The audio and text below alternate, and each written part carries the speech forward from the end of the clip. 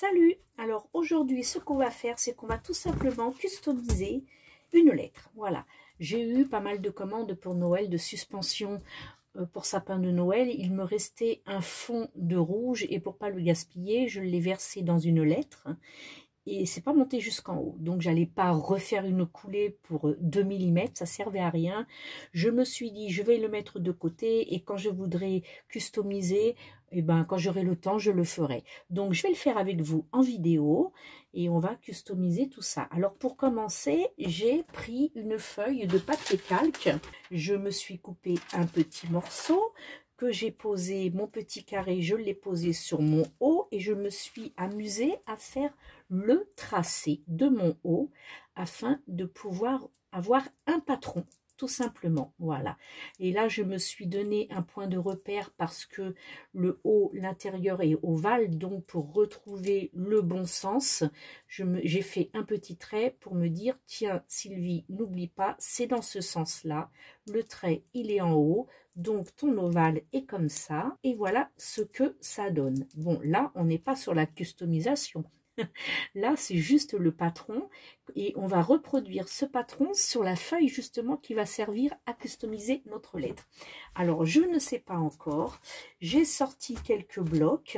Celui-ci, alors ceux-là, ce sont tout simplement des blocs stickers. Donc, j'ai pas besoin de m'embêter à utiliser de la colle pour coller sur ma lettre, attendre que ça sèche pour pouvoir ensuite faire mon glaçage d'oming. Je peux directement coller parce que ce sont des stickers. Mais voilà, ce sont des motifs marbrés très très jolis, mais pas pour la lettre O parce que comme ici, ça laissera un vide, on verra pas grand chose finalement. Donc, et les trois sont à peu près identiques. Donc, je pense que je ne vais pas utiliser cela finalement parce que c'est vrai que on n'aura que ça en déco. Que ça, que le cercle, donc on va pas voir grand chose. Alors est-ce que un truc plutôt tout simple, sans motif, ou pourquoi pas, bon ça j'aime pas du tout, ça non plus, c'est vraiment des trucs de fête, c'est ouf, c'est très flashy, donc tout ça on n'en parle pas, mais il me semblait que j'avais, voilà, alors pourquoi pas un feuillage, parce que le feuillage, même si on le voit pas entier, on verra quand même que c'est du feuillage. Bon, le bleu moins, ça ressemble plus à des flammes. Ça, c'est original, mais je crois que je vais rester sur le feuillage. Alors, ce que je vais faire, c'est que je vais prendre une feuille, tout simplement. Voilà. Je vais reproduire mon patron sur un motif qui pourra se voir évidemment, parce que vous voyez, quand je pose mon patron, il y aura que le patron, il y aura que ce cercle-là qui sera visible. Donc, ça va pas laisser beaucoup de déco. Donc, on va tâcher d'avoir quelque chose de joli, sachant qu'ici, j'ai des petits points, j'ai du jaune, j'ai du vert, j'ai du jaune, et ici, j'ai du jaune. Ça peut éventuellement être sympa. Maintenant, j'ai ce même dessin en haut, donc plutôt prendre en haut pour justement ne pas gaspiller en plein milieu. Alors, en haut, sachant que je veux les petits points, voilà, on va faire comme ça. J'aurai un petit peu de tout. Allez, c'est parti, on va faire ça. Donc, je prends tout simplement ici, et puis, attendez, je vais aller jusqu'au bout pour avoir que un carré, voilà. Ça, c'est bon. Allez, je récupère mon petit bout. Et ça, je le rangerai plus tard. Et maintenant, je vais pouvoir reproduire ce que je veux. Je ne le fais pas sur l'envers parce que je ne verrai plus mon motif. Enfin, je prends un stylo. Je reproduis donc mon gabarit, mon patron. Voilà. Je redessine donc ce que j'ai fait au papier calque. J'appuie pour pouvoir y voir le tracé parce que j'aurais pu le faire avec un crayon blanc, surtout que j'en ai un. Je pense que ça aurait été beaucoup plus visible, mais bon, voilà. Et maintenant, je fais l'intérieur de mon haut. J'ai pris soin de mettre mon haut à l'endroit là où j'avais fait la barre pour avoir mes motifs debout, que ça fasse joli. Vous voyez, tout ce qu'il y a au centre, je le perds finalement, puisque c'est le vide du haut. Voilà. Donc là, j'ai bien mon motif et je vais pouvoir couper sur le trait et sur le trait intérieur. Parce que comme j'ai fait mon tracé au stylo là à l'extérieur, c'est plus grand que l'intérieur de mon moule. Voilà, donc après c'est facile, hein, les petites retouches aux petits ciseaux ou au scalpel, il n'y a pas de souci, hein.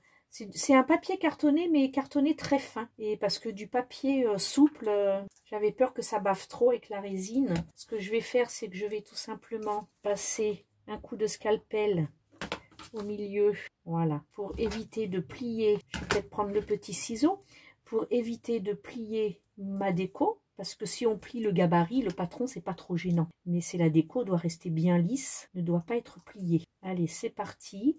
Vous voyez, quand j'aurai enlevé tout ça, il restera plus beaucoup de décor. Bon, vous me direz, c'est du rouge, tu aurais pu choisir une couleur rouge. On s'en fout, hein, ça ne se verra pas, étant donné qu'il y aura le décor dessus, et puis en dessous, ce sera rouge. Mais ma foi, rouge et vert, c'est pas trop gênant. Et puis, c'est pas de toute façon un porte-clés qui sera mis à la vente, c'est surtout un porte-clés qui sera mis en modèle de ce que l'on peut faire. Voilà. Donc, j'emboîte pour voir si tout va bien. Et ça m'a l'air d'être parfait. Vous voyez, ça va faire un joli haut.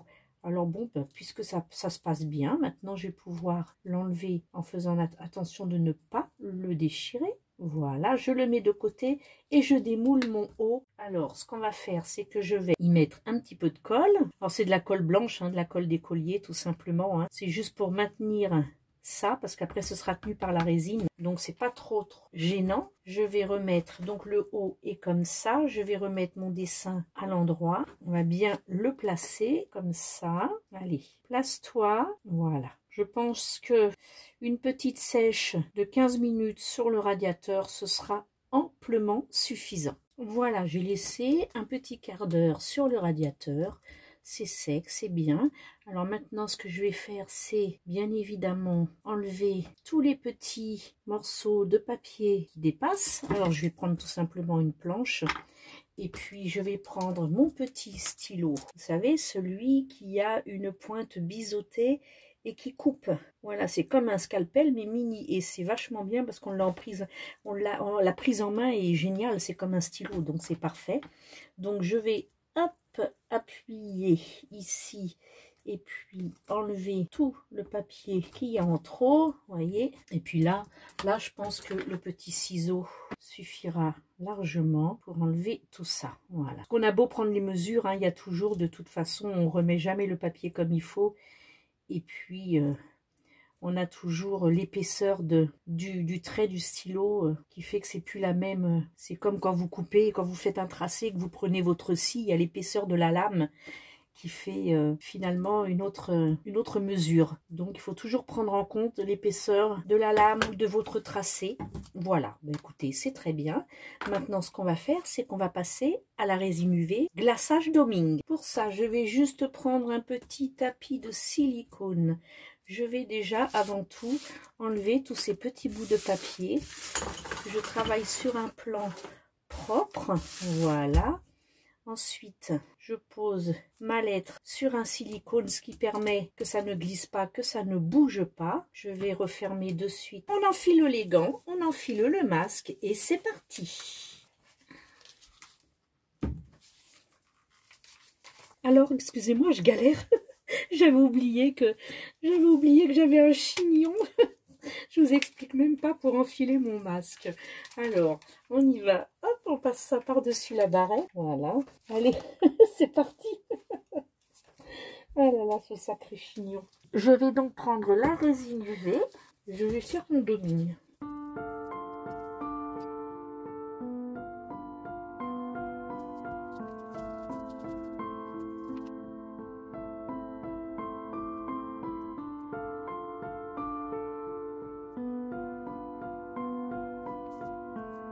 Alors avec ces papiers Action, il n'y a vraiment pas besoin de faire du plastifiage sur vos cartons, sur vos papiers cartonnés. Ça sert absolument à rien parce que la résine époxy comme la résine UV glisse bien dessus. Ça n'absorbe pas, il est bien plastifié ce papier cartonné là. Et donc économiser sur le plastifiage, hein, ça sert à rien du tout. Voilà, on se met toujours, comme je le dis à chaque fois, à la même hauteur, les yeux à la même hauteur que votre réalisation pour voir si le doming est bien fait, pour voir s'il n'y a pas de manque quelque part. Et puis éventuellement, de toute façon, maintenant que c'est bien étalé, on peut remettre une légère couche de résine UV pour faire le doming.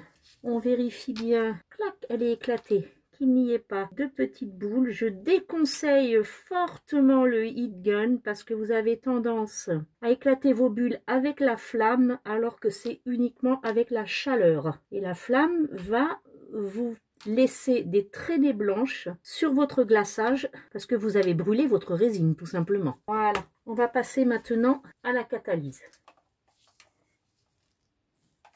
Et c'est parti pour 3 fois 30 secondes. Allez, c'est parfait. On enlève ça, on regarde le travail. Je baisse un petit peu mon masque pour mieux vous parler parce que maintenant que c'est catalysé, voilà ce que ça donne. Bon, évidemment, ce que l'on peut faire pour que ça fasse plus joli, c'est faire la même chose au dos, pourquoi pas, avec juste le flanc en rouge. Allez, on fait comme ça, c'est parti. Et pendant que je recoupe de nouveau une nouvelle partie pour customiser le dos, et ben je vais, pourquoi pas, c'est pas du temps perdu, je vais continuer à mettre sous catalyse. Donc je reproduis ce tracé, je vous mets en accéléré avec un petit peu de musique.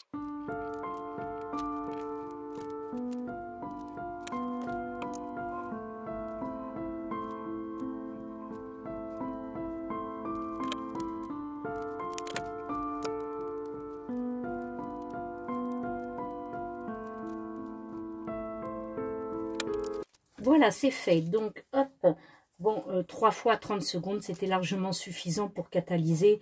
Mais bon, tant que j'étais occupée à autre chose, pourquoi ne pas continuer la catalyse? Donc là, c'est vraiment parfait. C'est très joli, c'est brillant, c'est lisse. Le doming est joli. Donc, hop, on va... Hop, j'enlève un peu mon masque. On va retourner. On va mettre...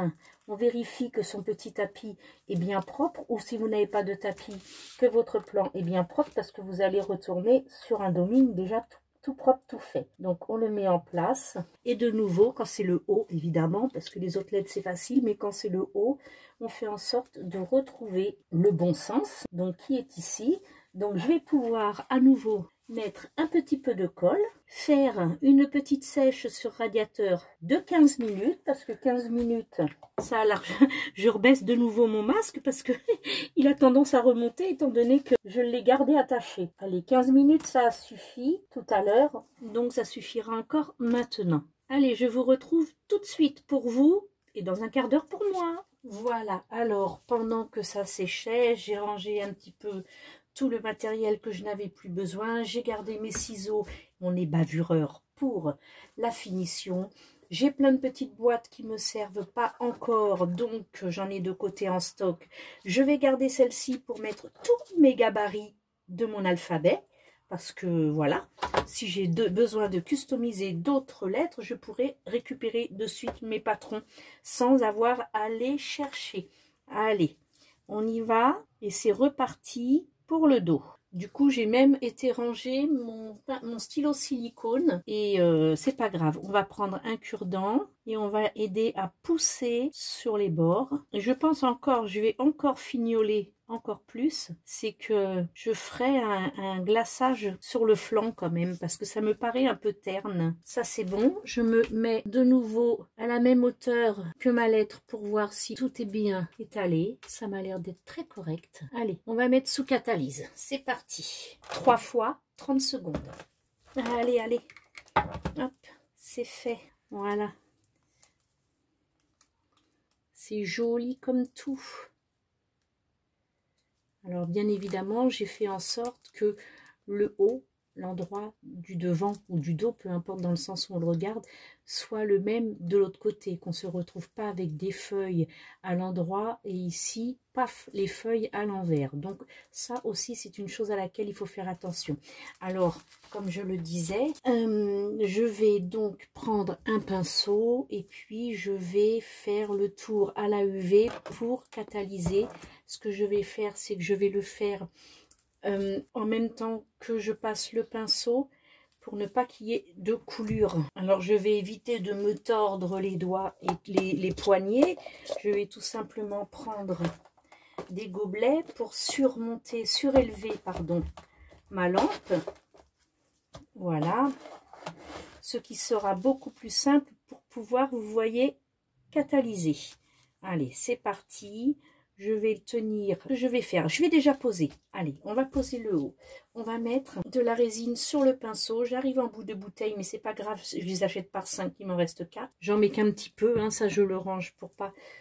Voilà, j'en mets qu'un petit peu parce qu'il faut pas qu'il y ait... Vous voyez, il faut faire un beau glaçage, qu'il n'y ait pas des coulures partout. Là, on ne pourra pas faire de domine, hein, bien évidemment, parce que c'est arrondi, ça retombe. Une seule fois, 30 secondes, je cache mon pinceau pour ne pas que ça catalyse, évidemment. On bouge un petit peu, que ça catalyse bien partout où j'ai passé le pinceau. Ça va très très vite avec la UV, c'est ce qui est parfait. Voyez, déjà ça brille. J'ai fait qu'un passage de pinceau. Donc je peux en faire 2 voire 3 hein, si je veux. Plus j'aurai de passage de pinceau, plus ce sera bombé. Voilà, les 30 secondes seront amplement suffisants. Il est joli ce papier cartonné, hein. Vraiment il est très très joli. Je suis assez contente de mon choix. Mais les autres papiers qui étaient complètement pailletés et tout, c'est pas mal aussi hein, quand on veut s'amuser à faire des suspensions pour Noël. C'est pas mal du tout, ça évite de mettre de la paillette qui retombe du papier tout simplement, c'est pas mal. Voilà.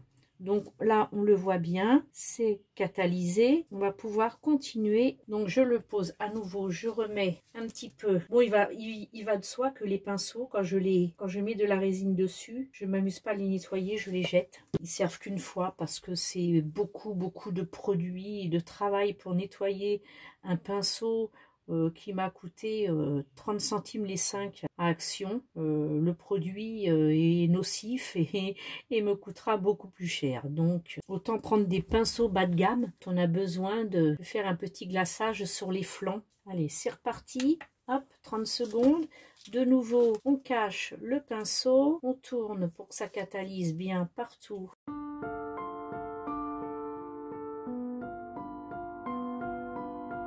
Alors, la prochaine lettre que je vais customiser avec un papier qui a un dos blanc, ce que je ferai, c'est que le dos, je le peindrai de la couleur du fond. Là, c'est rouge, j'aurais pu le faire en rouge. Si un jour je fais une lettre en noir, je ferai le dos en noir.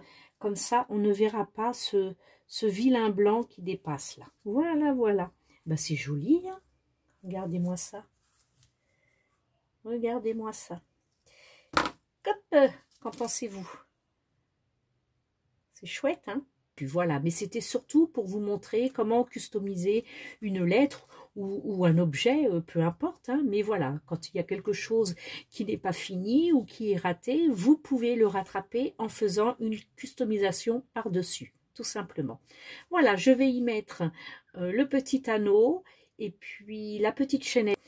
Et puis, ben merci de m'avoir suivi. Je vous fais de gros bisous et je vous dis à très vite pour une nouvelle vidéo. Bye, ciao, ciao.